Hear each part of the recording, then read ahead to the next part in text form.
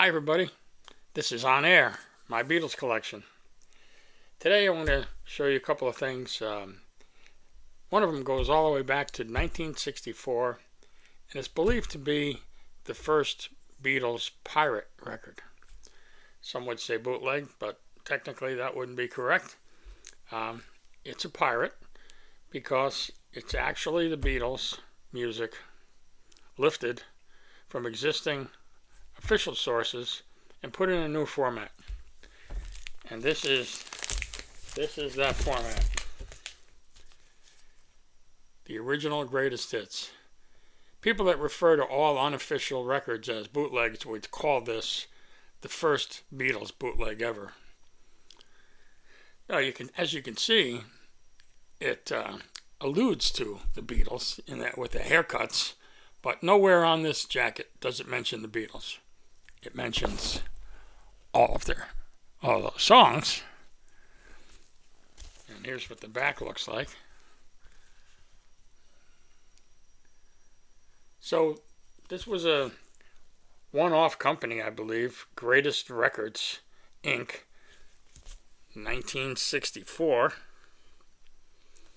And its serial number is GRC 1001, which is kind of like the first check in your checkbook.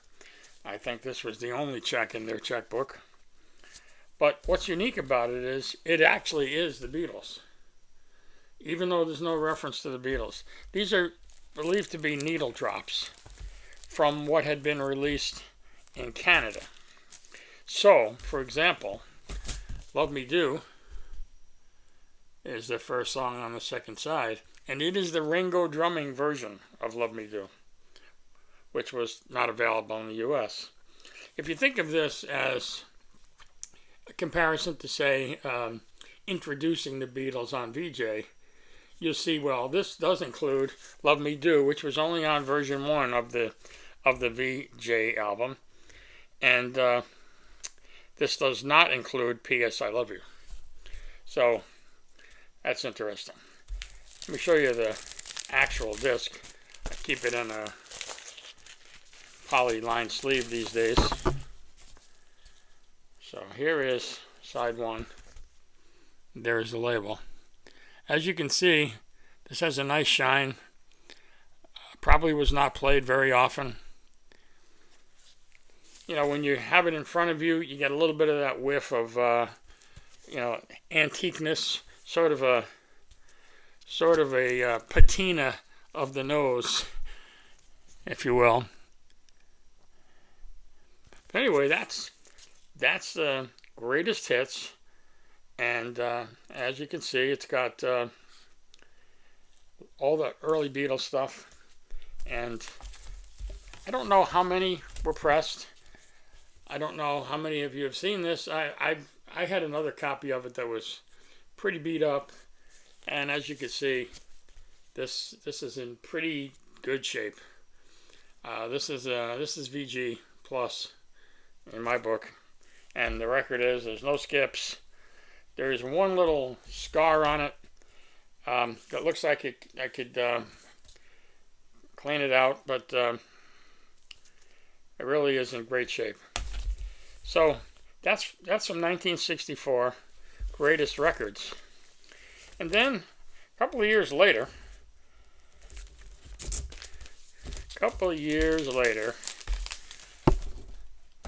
there was this, which actually has a picture of the Beatles, and it actually mentions the Beatles, and it's got a different label designation,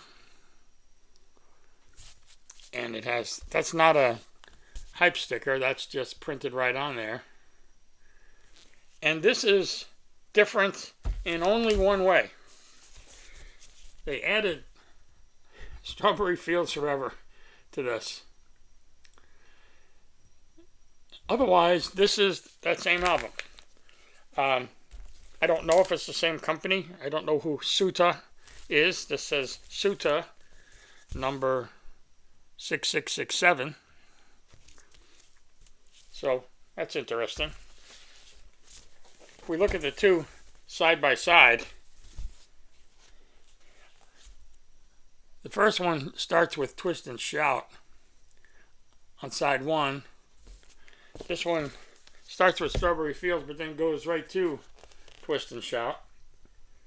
Then I Want to Hold Your Hand, which is the same. All My Lovin' is the same. Please Please Me is the same. From Me to You is the same. And this one ends side 1 with Do You Want to Know a Secret? This one starts side 2 with Do You Want to Know a Secret? Because it added Strawberry Fields to the other side. There was no more room. Then it jumps to Love Me Do and Can't Buy Me Love and Roll Over Beethoven, Please, Mr. Postman, and I'll Get You. And it doesn't have room. They're all in the same sequence, but this one doesn't have room for She Loves You because they added Strawberry Fields Forever. The only difference, and the songs are in the exact same sequence. So I don't know. I don't know if this is a direct copy from the other one and they just added one song. My ears aren't good enough to distinguish whether it's exactly the same or just the same songs. I believe it's exactly the same. The quality of the pressing, the age, the condition of the record makes it difficult for me to be certain that it's the exact same recordings, but I believe it is. And here's the disc on that. This one is in a little less pristine shape. There's some scuffs on this, but it's really not bad. It's not dirty. It's really not bad. Wendy decided that she needed to put her name on it, whoever she was. So Wendy left her mark. You know, back in those days, you went to parties, you brought your records, and somehow you needed to mark them. Just in case somebody else had the same one, you wanted to make sure you went home with yours. I doubt if anybody else had this record at that party. But anyway, Wendy decided she wanted to protect her interests. I'm looking at side 2, and it's you can't really see it on camera, but it's got quite a bit of debris on it, and it needs a good clean. It's got some scuffs. It plays well, but not completely quietly, but it looks pretty good. And, these aren't super valuable. They're interesting. I like to collect this kind of stuff, and they're a little bit odd. And I find it interesting that, they took basically the same album as that first one, but only they owned up and put the Beatles on this one this time. I don't know how they got away with it, actually. And, with the earlier one, obviously they got away with it because they never acknowledged it was the Beatles.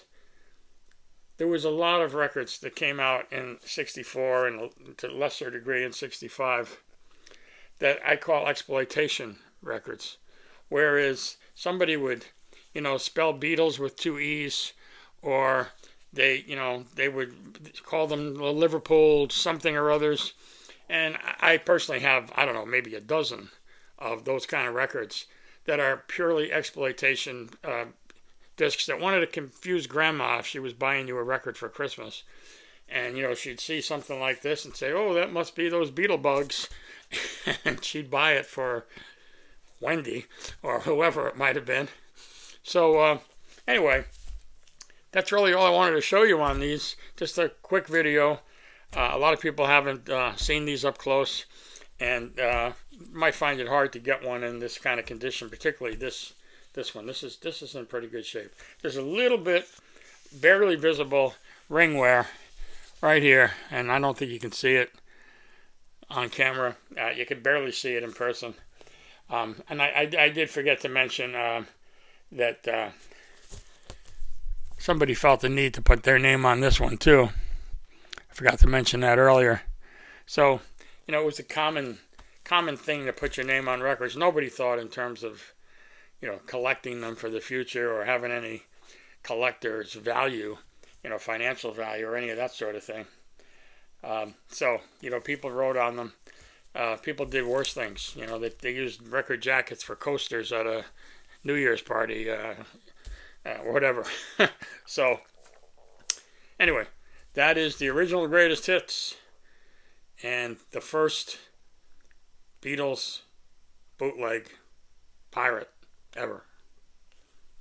That's it for today. Just a little short video. Please hit the like button. If you're not a subscriber, please hit that button too. And see you next time. Take care.